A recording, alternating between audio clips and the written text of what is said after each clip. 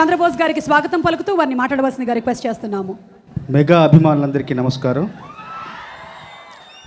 చాలా సంతోషంగా ఉంది ధృవలో భాగమైనందుకు.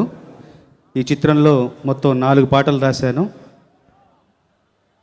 సంగీతం పట్ల సాహిత్యం పట్ల సంపూర్ణ అవగాహన ఉన్న దర్శకులు నా సోదర సమానులు సురేందర్ రెడ్డి గారితో పనిచేసే అవకాశం వచ్చినందుకు చాలా సంతోషంగా ఉంది.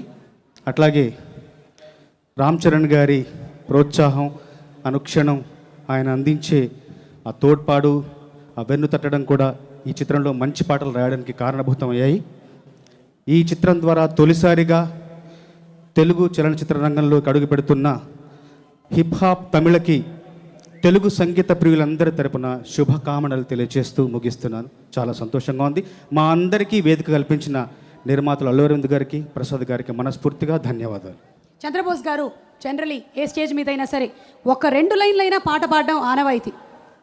అతడే తన సైన్యం, అతడే తన ధైర్యం, తనలో ఆలోచన పేరే నిశ్శబ్ద ఆయుధం, తన మార్గం యుద్ధం, తన గమ్యం శాంతం, పొంగే తన రక్తం పేరే పవిత్ర ఆశయం. ధ్రువ ధ్రువ చెడునంతం చేసే స్వార్థమే ధ్రువ, ధ్రువ విధి ననచే విధ్వంసం, ధ్రువ ధ్రువ విద్రోహం పాలిట ద్రోహమే ధ్రువ, ధ్రువ వెలుగిచ్చే విస్ఫోటం.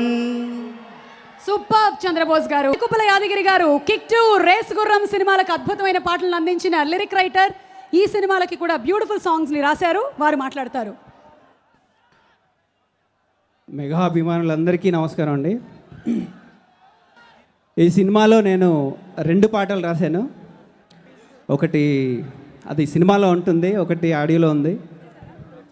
మీ అందరికీ పరేషాను పాట నచ్చిందా?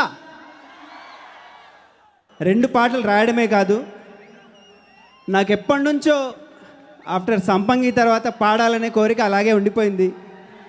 అందమైన కుందనాల బొమ్మ తర్వాత ఈ సినిమాలో నేను మళ్ళీ పాట పాడడం జరిగింది.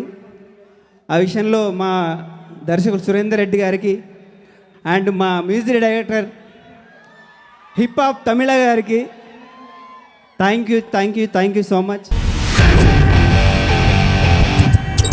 రైల్వే రాజ్ ఆడి ఓడిన ఆటవీడు. ముసలకి నీళ్ళల్లో బలం, వీళ్ళకి అడవిలో బలం. ఏం రో లావు మాట్లాడుతున్నావు?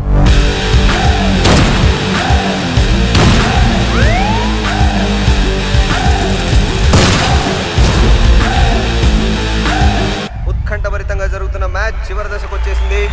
కెప్టెన్ రైల్వే రాజు స్ట్రైకింగ్ వస్తున్నాడు. పేరేంటి? Railway Raj sir. మీ బాబాయ్ రైల్వే మినిస్టర్.